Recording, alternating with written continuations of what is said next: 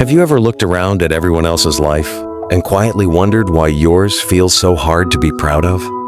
Not because things are terrible, but because deep inside, you have never fully made peace with who you are. If that question touched something in you, stay with this story. Because what you are about to hear might be the permission you have been waiting for your whole life. In a small, warm town surrounded by open fields and dusty footpaths, there lived a young man named Samuel. He was 24 years old, the kind of person who noticed everything but said very little. He watched people laugh easily and wondered why laughter never came that naturally to him. He watched others walk into rooms and own them, while he spent most of his energy trying not to take up too much space. Samuel was not unhappy exactly. He was just always slightly at war with himself. He worked at his uncle's small carpentry workshop, cutting wood, sanding edges, building things with his hands. He was skilled at it. His uncle often told him his work had a kind of feeling in it, a warmth that other craftsmen's pieces did not have. But Samuel never heard those words properly.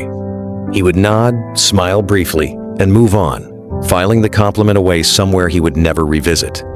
He had spent so many years being told in small ways that he was too sensitive, too slow, too different, that he had learned to distrust anything kind that was said about him. Samuel had a younger brother named Joel, who was everything the world seemed to celebrate. Joel was loud, funny, confident, and magnetic. At family gatherings, Joel filled every corner of the room with energy. Relatives praised him constantly. Samuel sat at the edges of these gatherings, watching and feeling a quiet shame he could not name. Not jealousy exactly, something older and deeper, the feeling that he had been born as the wrong version of himself. One morning, Samuel was sent to deliver a handmade shelf to a woman who lived on the other side of town. Her name was Mrs. Adaora, an elderly woman known for being unusually direct. When Samuel arrived and set the shelf against her wall, she circled it slowly, ran her hand along its surface, and was quiet for a long moment. Then she looked at Samuel and said, "You made this." He nodded. She said, "There is something alive in this wood. Whoever made this was fully present when they worked." Samuel shrugged and said it was just his job. "Mrs. Adaora looked at him with sharp, patient eyes and said, "Young man, do you know what it costs to dismiss yourself the way you just did?" He had no answer. He drove home with her questions sitting in the passenger seat beside him. That night, he could not sleep. He lay on his back, staring at the ceiling, and thought about how automatic it had become. The dismissal of himself. Every achievement quietly buried. Every compliment quietly rejected.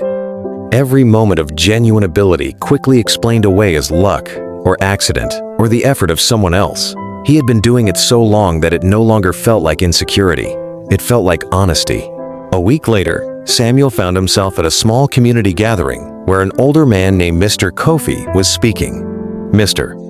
Kofi was a retired school teacher with a calm voice and the kind of presence that made people slow down when he entered a room. He was not famous, not wealthy, but deeply respected. After the gathering, Samuel lingered and found himself sitting beside Mr. Kofi under a tree. He did not plan to say anything personal, but somehow the words came out. He told him about the shelf, about Mrs. Adaora's question, about the feeling he could never quite shake, that he was somehow assembled incorrectly. Mr. Kofi listened without interrupting. When Samuel finished, the old man was quiet for a moment. Then he said, "Samuel, there is a difference between humility and self-erasure. Humility says I am not above others. Self-erasure says I am below everyone. One is wisdom, the other is a slow kind of suffering." He paused and looked at the tree above them. A tree does not apologize for growing in the shape it was given. It simply grows. It does not look at the tree beside it and wish for different roots. It goes deeper into its own. Samuel felt something move in his chest at those words, something that had been stuck for a very long time. Mr. Kofi continued, "You have been trying to accept a version of yourself that someone else drew. A version made from their limitations, their comparisons, their discomfort with anything that did not fit their idea of normal. But that version is not you. Accepting who you are does not mean celebrating your flaws endlessly. It means you stop treating your very nature as a problem that needs to be solved. Samuel looked at the ground and said quietly, "But what if who I am is just not that impressive?" Mr. Kofi smiled. "That is the wrong question. The right question is, what happens to the world when you finally stop hiding from it?" In the weeks that followed, Samuel began paying attention differently, not to what he lacked, but to what was already present. He noticed how customers sometimes sat in the workshop just to watch him work, drawn by a quietness they found calming. He noticed how children in the neighborhood came to him with broken toys, because somehow they trusted he would fix them with care. He noticed that his sensitivity, the very thing he had spent years apologizing for, was the exact reason his work carried that warmth his uncle always mentioned. He was not assembled incorrectly. He had simply been reading the instructions written by someone else. Psychologists who study self-acceptance describe it not as complacency, but as a foundation. Without it, growth is unstable. You can achieve, and achieve, and achieve, but if you do not accept the person doing the achieving, every success feels hollow, and every failure confirms the story you already believe about yourself. Self-acceptance is not the finish line. It is the soil in which everything else grows. Samuel did not transform overnight. That is not how real change works. There were still mornings when he compared himself to Joel and felt that old, familiar weight. There were still moments when someone praised his work, and his first instinct was to deflect it. But now, he caught himself. He paused. He let the words land. He practiced the quiet discipline of receiving truth about himself without immediately arguing against it. He started carving again, something he had abandoned years ago when someone told him it was a waste of time. He carved small things, birds, leaves, simple shapes, not for anyone else. Just because the act of it felt like reclaiming something that belonged to him. His uncle walked past one evening, picked up a small carved bird, and turned it slowly in his hands. "Samuel," he said, "this is beautiful." And this time, Samuel did not shrug. He looked at his uncle and said simply, "Thank you. I think so too." Those 5 words carried more courage in them than years of silent achievement. Because saying "I think so too" meant he had stopped waiting for the world to decide his value. It meant he had taken a seat at the table of his own life. Not loudly, not arrogantly, just honestly. With the steady, quiet confidence of a person who has finally come home to themselves.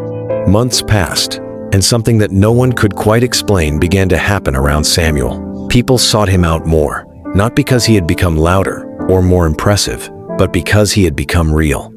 There is a kind of peace that lives inside a person who has accepted themselves, and the world is drawn to it the way people are drawn to a warm light on a cold evening. You do not always know why you are moving toward it.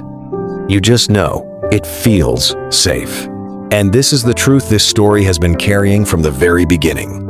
Accepting who you are is not a single dramatic moment. It is a daily practice. It is choosing, again and again, to stop abandoning yourself in small ways. It is learning to hold your own qualities without immediately handing them back. It is understanding that you were not born to be a smaller, quieter version of someone else's ideal. You were born to be the full, complicated, specific, unrepeatable version of yourself. The world does not need another person performing a version of themselves that earns easy approval. It needs people who have done the harder work, the work of sitting still with who they are, the work of looking clearly at their own nature and saying, "This is me, and that is enough to begin." Not enough to stop growing, not enough to stop reaching, but enough to stop punishing yourself for being human. So if you have spent years trying to edit yourself into someone more acceptable, more impressive, more worthy of taking up space, this is your moment to set that project down, not because you have arrived, but because the version of you that exists right now, uncertain, unfinished, and completely real, is already worth knowing, already worth protecting, already worth choosing. You do not need to wait until you are better. You do not need to wait until you have proved something. You only need to begin the quiet, daily practice of accepting who you are. Because that practice, more than talent, more than opportunity, more than praise from anyone in the outside world, is what will change your life from the inside out.